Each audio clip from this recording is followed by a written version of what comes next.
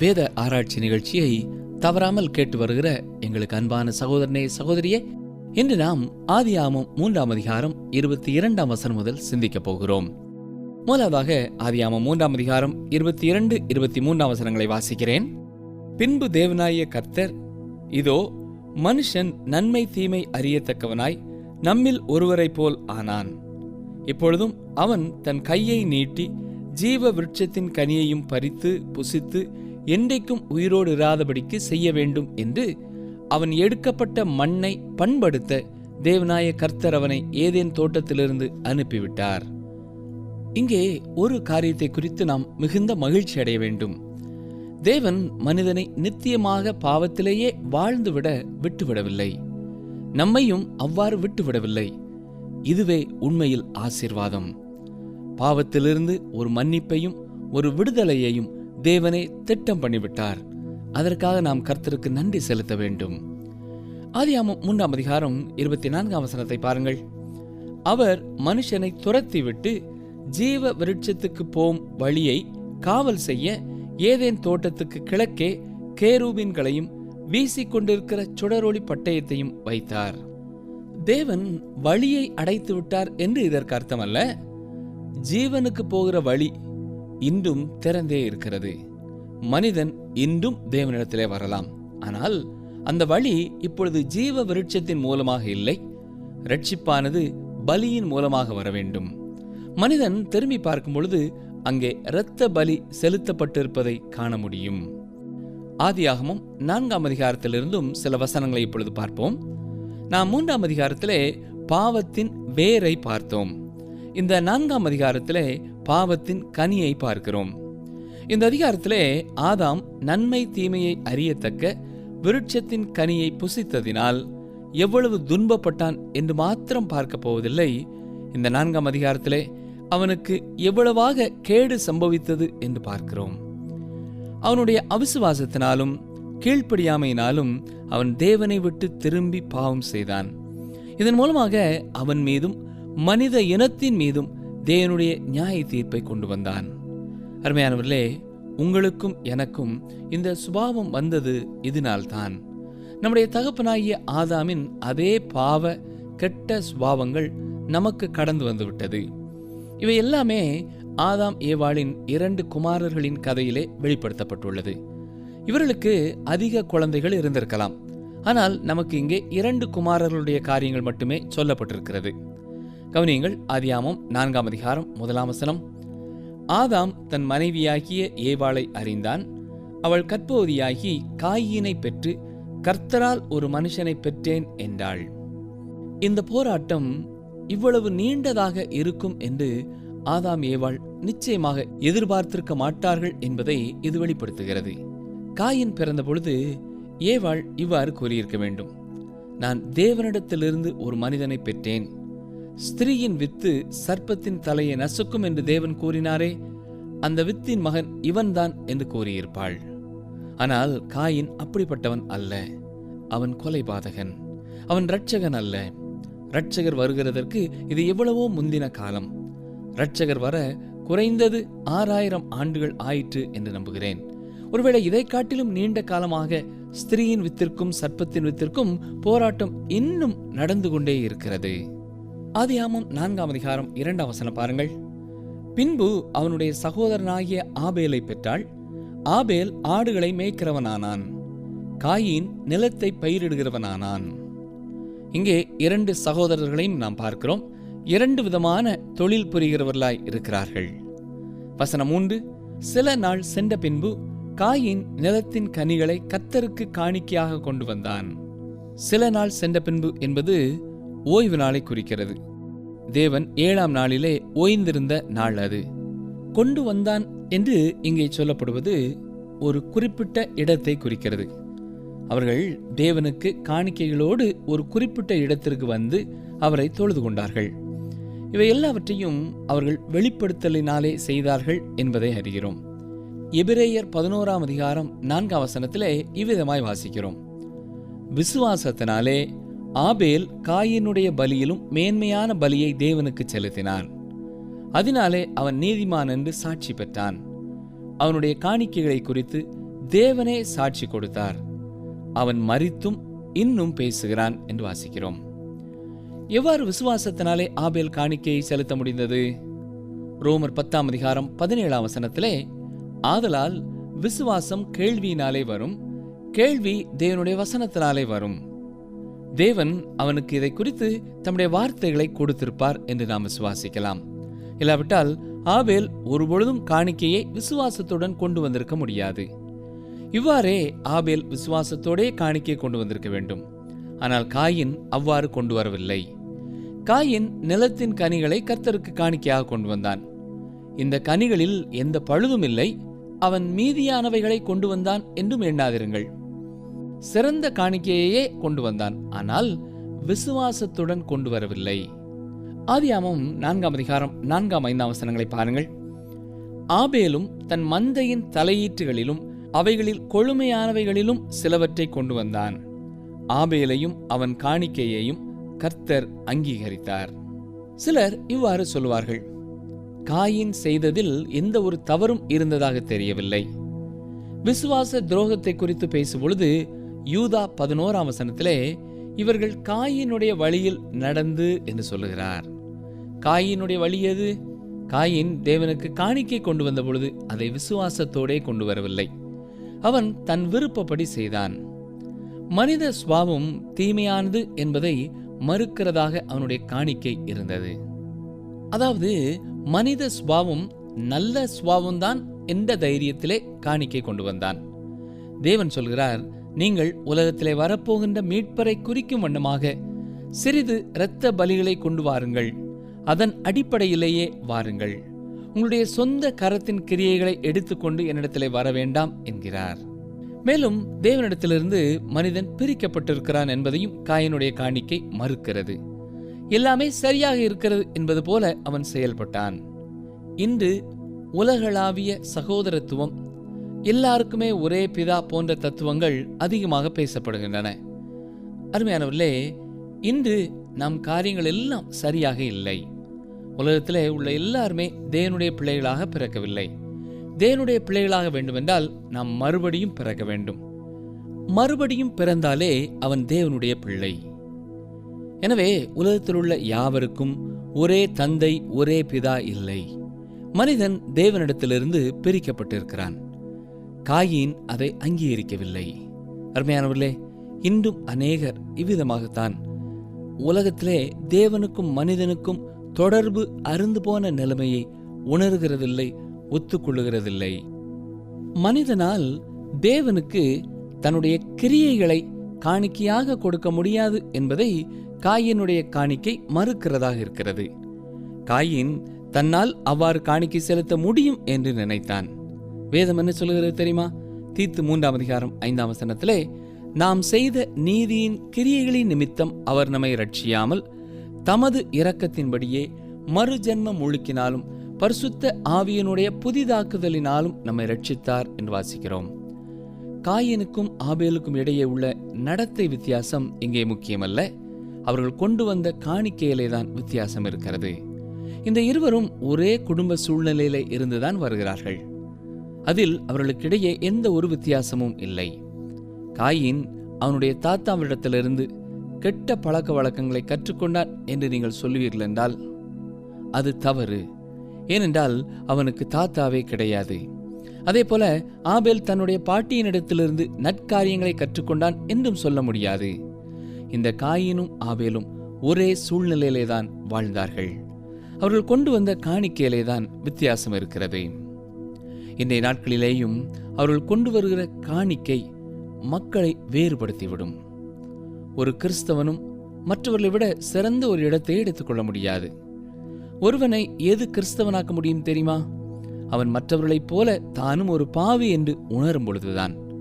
அந்த மனிதனுக்கு ஒரு பலி அவசியமானதாய் இருக்கிறது. அந்த மனிதனுடைய இடத்தை இன்னும் ஒருவர் எடுத்து அந்த இடத்திலே மறிக்க வேண்டும். ஏனென்றால் பாவத்திற்கு தண்டனை உண்டு. அதிலிருந்து நாம் விடுதலை பெற நம்முடைய இடத்திலே நம்முடைய பாவத்திற்கான தண்டனையை ஒருவர் பெற்று நிறைவேற்ற வேண்டும். அதைத்தான் ஆண்டவராய் இயேசு கிறிஸ்து செய்தார். ரோமர் 4:25 அவர் நம்முடைய பாவங்களுக்காக ஒப்பு கொடுக்கப்பட்டும் நாம் நீதிமான்களாக்கப்படுவதற்காக எழுப்பப்பட்டும் இருக்கிறார் என்று வாசிக்கிறோம். அதாவது நம்முடைய நீதிக்காக அவர் எழுப்பப்பட்டார். அவர் நம்முடைய இடத்தை எடுத்துக்கொண்டார். 2 கொரிந்தியர் 5:21 நாம் அவருக்குள் தேவனுடைய நீதியாகும்படிக்கு பாவமறியாத அவரை நமக்காக பாவமாக்கினார் என்று வாசிக்கிறோம். அது மட்டுமல்ல, பிலிப்பியர் 3:9 நான் கிறிஸ்துவை ஆதாயப்படுத்திக் கொள்ளும்படிக்கும் நியாயப்பிரமாணத்தினால் வருகிற சுய நீதியை உடையவனாயிராமல் கிறிஸ்துவை பற்றும் விசுவாசத்தினால் வருகிறதும் விசுவாச மூலமாய் தேவனால் உண்டாயிருக்கிறதுமான நீதியை உடையவனாயிருந்து கிறிஸ்துவுக்குள் இருக்கிறவன் என்று காணப்படும்படிக்கும் என்று சொல்லுகிறார். ஆனால் காயீனின் நீதி சுயநீதி ஆகும்.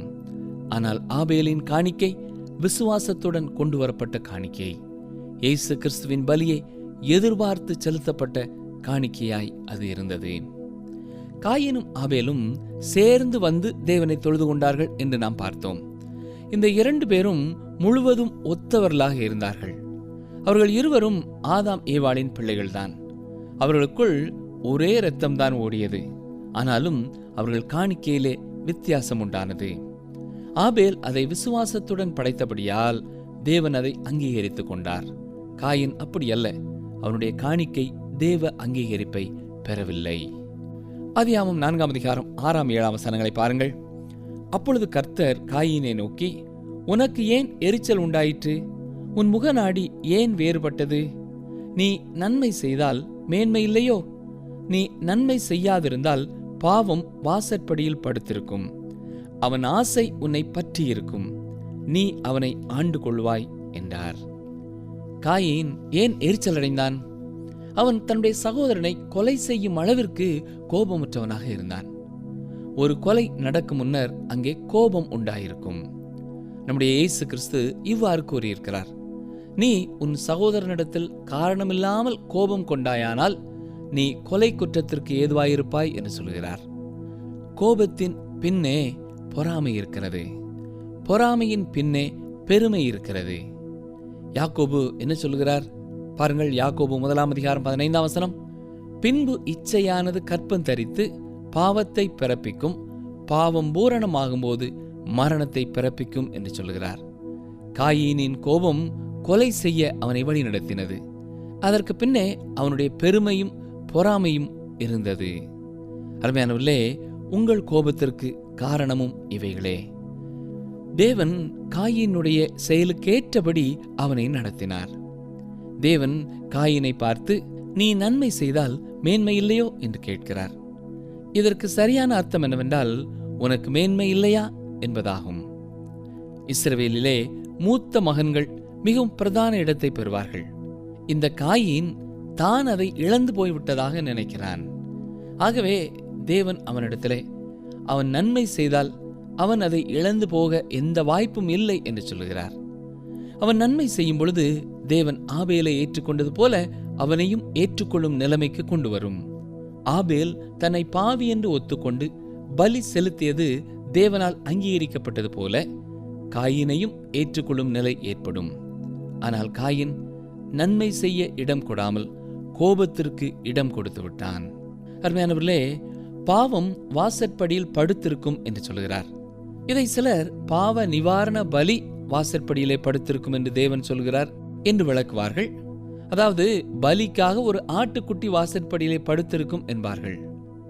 இது ஒரு வகையிலே அர்த்தமுடையதாக இருந்தாலும் இது அவ்வளவு சரியான ஒன்றாக இல்லை. மோசேயின் காலம் வரைக்கும் பாவ நிவாரண பலி கொடுக்கப்படவில்லை என்றே வேதத்தின் மூலம் அறிகிறோம். லேவியராம புத்தகத்திலே பாவ நிவாரண பலியை குறித்து சொல்லப்பட்டிருப்பதை நீங்கள் பார்க்கலாம். அந்த புத்தகத்தின் முதல் பகுதியிலே 5 பலிகளை குறித்து கூறப்பட்டிருக்கிறது. அதில் ஒன்று பாவ நிவாரண பலி. நியாயப்பிரமாணம் கொடுக்கப்படுகிற வரையிலே பாவ நிவாரண பலி செலுத்தப்படவில்லை.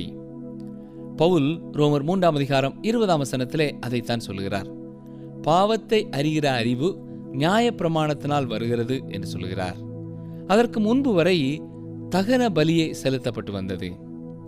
மோசேக்கு முன்பு வாழ்ந்த யோபு தன்னுடைய நாட்களில் தகன பலியையே செலுத்தினார். அது பாவ நிவாரண பலி அல்ல. நீங்கள் வேதத்தை ஆராய்ந்து பார்த்தால் இது உண்மை என்று தெரியும். அருமையானவர்களே, இங்கே பாவத்தால் தான் எவ்வளவு தூரம் காயப்படக்கூடியவன் என்பதை காயின் அறியாதிருந்தான் என்பது தெளிவாக தெரிகிறது. தேவன் அவனிடத்திலே பாவம் வாசற்படியிலே படுத்திருக்கும் என்று கூறியதை குறித்து சிந்திக்கும் பொழுது, அது ஒரு பயங்கரமான மிருகம் போல வாசலிலே படுத்திருந்து அவன் மீது பாய்வதற்கு பதுங்கிக் கொண்டிருக்கிறது. அவன் வெளியே வரும்பொழுது அது அவன் மீது பாய்கிறது. இதற்காகவே காயினுக்கு தேவனால் ஏற்றுக்கொள்ளப்படக்கூடிய பலி அவசியமாயிருக்கிறது என்று தெரிகிறது. இயேசு கிறிஸ்துவின் பலியை அர்த்தப்படுத்துகிறதாக, பாவத்திற்காக செலுத்தப்படுகிற பலியாக அது இருக்க வேண்டும். 1 யோவான் 3:12 பொல்லாங்கனால் உண்டாயிருந்து தன் சகோதரனை கொலை செய்த காயினை போல் இருக்க வேண்டாம். அவன் எது நிமித்தம் அவனை கொலை செய்தான்? தன் கிரியைகள் பொல்லாதவைகளும் தன் சகோதரனுடைய கிரியைகள் நீதி உள்ளவைகளுமாயிருந்தது நிமித்தம்தானே என்று சொல்லப்பட்டிருக்கிறது. நீ நன்மை செய்யாதிருந்தால் பாவம் வாசற்படியில் படுத்திருக்கும். காயின் நன்மை செய்வது என்பது ஆபேல் கொண்டு வந்த காணிக்கையை போல அவனும் கொண்டு வருவதாகும். தகன பலியை செலுத்துவது. ஆபிரகாம் தகன பலியையே செலுத்தினார் என்று பார்க்கிறோம். நியாயப்பிரமாணம் கொடுக்கப்படுகிற வரையிலே மீறுதல் என்பது இருந்திருக்க முடியாது. அதாவது அதுவரையிலே நியாயப்பிரமாணத்திற்கு மீறுதலாக பாவம் வரவில்லை. ஆகவே தேவன் இந்த காயினை பாதுகாத்தார் என்பதை நீங்கள் காண முடியும். தொடர்ந்து ஆதியாகமம் 4:8-9 வாசிக்கிறேன். காயின் தன் சகோதரனாகிய ஆபேலோடே பேசினான். அவர்கள் வயல்வெளியில் இருக்கும் சமயத்தில் காயின் தன் சகோதரனாகிய ஆபேலுக்கு விரோதமாய் எழும்பி அவனை கொலை செய்தான். கர்த்தர் காயினை நோக்கி, உன் சகோதரனாகிய ஆபேல் எங்கே என்றார். அதற்கு அவன், நான் அறியேன், என் சகோதரனுக்கு நான் காவலாளியோ என்றான். உண்மையிலேயே இது ஒரு ஆணவமான பதில். அவன் தன்னுடைய செயலை மூடி மறைக்க முனைந்தான் என்பதே உண்மை. ஆனால் வேதம் சொல்லுகிறது, மத்தேயு 10:26 வெளியாக்கப்படாத மறைபொருளும் இல்லை, அறியப்படாத ரகசியமும் இல்லை. நீங்கள் ஒருவேளை ரகசியமான பாவத்திலே வாழ்ந்து கொண்டிருப்பீர்கள் என்றால் இப்பொழுது நீங்கள் இதை குறித்து அதிகம் யோசிக்க வேண்டியது அவசியம். ஏனென்றால் அவை எல்லாமே தேவனுடைய பிரசன்னத்திலே வெளியரங்கமாகவே இருக்கிறது. ஒரு நாளிலே அது வெளியரங்கமாக்கப்படும். தேவன் ஏற்கனவே அவற்றை அறிந்திருக்கிறார். நாம் அதை அப்படியே அவரிடம் சொல்லிவிட வேண்டியது அவசியம். பிரியமானவர்களே, இந்த காயின் தான் குற்றமற்றவன் என்று சொல்ல முயற்சிக்கிறான். என் சகோதரனுக்கு நான் காவலாளியோ என்று கேட்கிறான். இது எவ்வளவு ஆணவமான ஒரு பதில் இல்லையா? தேவனிடத்திலே பேசுகிறோம் என்பதை அறிந்திருந்தும் அவன் அவ்வளவு ஆணவமாக பேசினான். ஆதியாகமம் 4:10 பாருங்கள். அதற்கு அவர், என்ன செய்தாய்?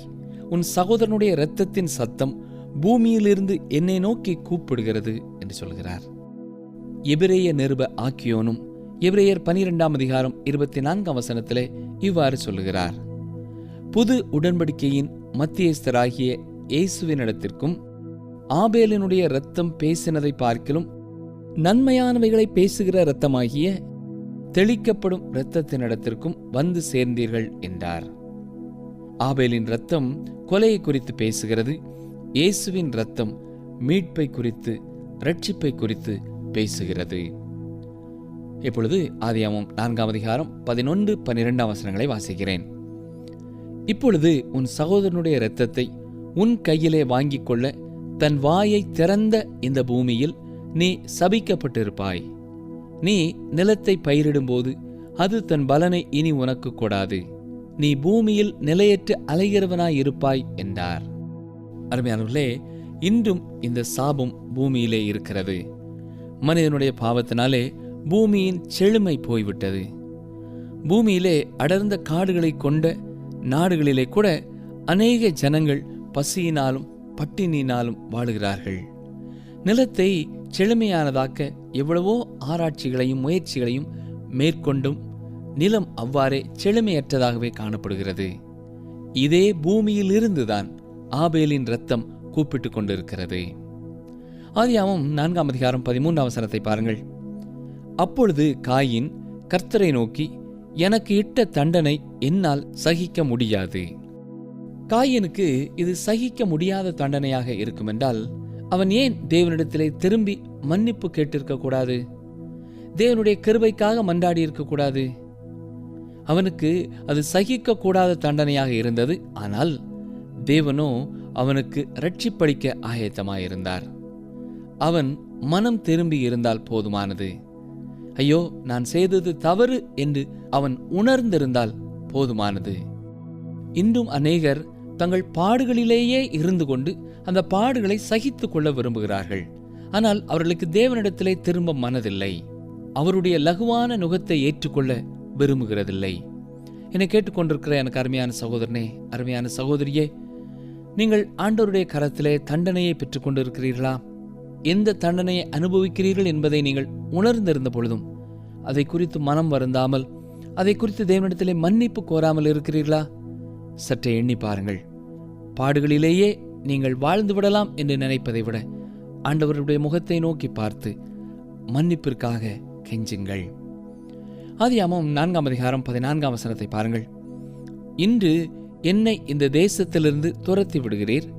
நான் உமது சமூகத்துக்கு விலகி மறைந்து பூமியில் நிலையற்று அலைகிறவனாயிருப்பேன். என்னை கண்டுபிடிக்கிறவன் எவனும் என்னை கொண்டு போடுவானே என்றான். தான் தேவனுடைய முகத்தை விட்டு மறைக்கப்பட வேண்டும் என்று காயின் வேண்டுகிறான். அவ்வாறே நடந்துவிட்டது. இருந்த போதிலும் தேவன் அவனை பாதுகாக்கிறதை பார்க்கிறோம். இது ஒரு வித்தியாசமான காரியம் இல்லையா? இங்கே ஒரு குற்றவாளிக்கு, ஒரு கொலையாளிக்கு தேவன் புகலிடம் கொடுக்கிறார் என்பது வினோதமான காரியம்தான். அருமையான சகோதரனே, அருமையான சகோதரியே, நீங்கள் தேவனிடத்திலே திரும்பி மன்னிப்பை பெற்றுக்கொள்ள வேண்டும் என்றே தேவன் விரும்புகிறார். நீங்கள் எந்த விதமான பாவத்திலே வாழ்ந்து கொண்டிருந்தாலும் சரி, அதை விட்டு மனம் திரும்ப தேவன் உங்களை அழைக்கிறார். பாவத்திலே நாம் தொடர்ந்து வாழ்வோம் என்று சொன்னால் அதற்கான தண்டனை நிச்சயம் நமக்கு உண்டு என்பதை நாம் மறந்து போகக்கூடாது. ஜெபம் செய்வோம். எங்களை அதிகமாக நேசிக்கிற எங்கள் அன்பின் பரமபிதாவே, தன் பாவத்திற்கான தண்டனை வருகிறது என்பதை அறிந்திருந்தும் அதை குறித்து மன வருத்தத்தோடு உம்முடைய பாதத்திலே மனம் திரும்பாத மனிதனைப் போல நாங்கள் இல்லாமல், என் வாழ்க்கையிலே தவறுகளை நீர் சுட்டி காட்டும் பொழுது, ஆதாமே நீ எங்கே இருக்கிறாய் என்று கேட்கும் பொழுது, உன் சகோதரன் எங்கே என்று கேட்கும் பொழுது, எங்களுடைய பாவத்தை நாங்கள் உணர்ந்து கொள்ளும் வார்த்தைகளை எங்களிடத்திலே நீ சொல்லும் பொழுது, உண்மையாகவே நாங்கள் மனஸ்தாபப்பட்டு நாங்கள் மன்னிப்பு கேட்கத்தக்கதாக எங்கள் இருதயத்தை மென்மையுள்ளதாக்க வேண்டும் என்று சொல்லி நாங்கள் ஜெபிக்கிறோம். இந்த நிகழ்ச்சியை கேட்டுக்கொண்டிருக்கிற யாருடைய வாழ்க்கையிலாவது தொடர்ந்து பாவத்திலே வாழ்ந்தும் நீர் எத்தனையோ முறை பேசியும் உம்முடைய பாதத்திலே தங்கள் பாவங்களை அறிக்கையிடாமல் யாராவது இருப்பார்கள் என்றால், இந்த வேளையிலே அவர்களோடு நீர் தொடர்ந்து பேச வேண்டும் என்று கெஞ்சுகிறோம். பாவ மன்னிப்பை உம்முடைய கரத்திலே பெற்று மகிழ்ச்சியான ஒரு வாழ்க்கையை இன்றே அவர்கள் தொடங்க நேரே உதவி செய்ய வேண்டும் என்று கெஞ்சுகிறோம். விசுவாசத்தை தாரும். இயேசு கிறிஸ்துவின் நாமத்தினாலே தாழ்மையோடு ஜெபிக்கிறோம் பிதாவே. ஆமென்.